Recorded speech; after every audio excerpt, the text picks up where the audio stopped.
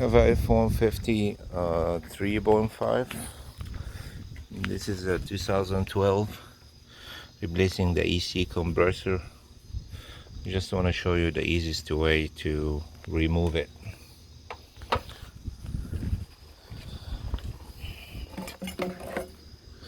This is the turbo lines.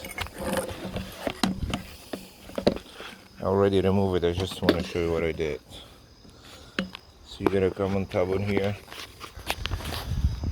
and remove this 8mm nuts on both sides, which is here. Sure, yeah, I should do this first at the beginning. You can see this bracket is the two nuts over here is 8mm. You're gonna remove this first. Also on the bottom here, you can see the radiator, the bottom one over here. There's the 8mm. Sorry, it's connected to this tube down there, and this one is going on the turbo, the top one. The other one is connected from here, also 8mm. And then this is the bottom one going to the bottom of the turbo. And the easiest way to remove this from the side, mine is lifted, so it's easy for me to remove it. And if your car not lifted, you just jack it up, and you gotta move this fender liner over here. You can see the Phillips screw. Mine was already off.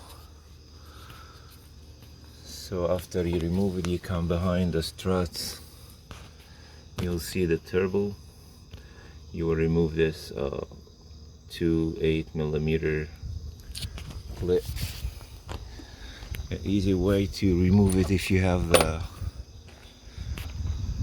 like a snap-on.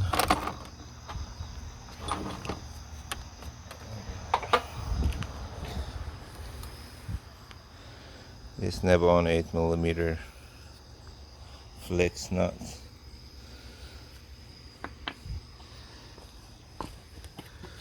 After you remove this, there is another hose connected to the tube. You will remove the clip over here too. And after you remove those, you just took it out.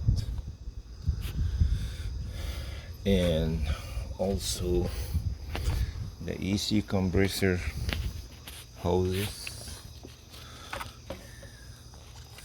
There is one on top over here. You will remove that nut. That's 13mm. And then you go on the bottom from behind the wheel. The easiest way to remove the EC compressor line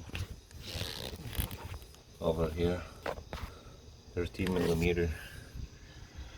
You can look it up from the top right there.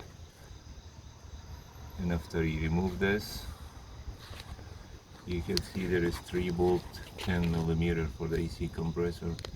There's one over here, one in the bottom, and one in the back.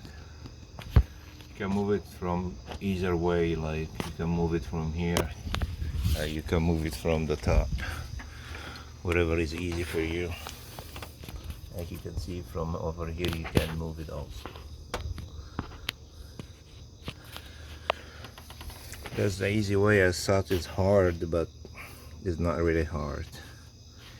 And after you remove this, and I have no belt already, it's gone. So you just get the belt and hang it on the crank or the harmonic balancer over here, and just place it on the bottom.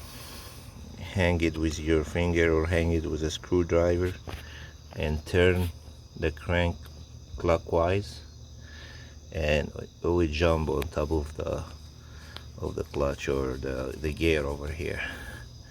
It's very easy. That's it. And if you have any question, just let me know. Please subscribe, like my video for more videos. Thanks for watching.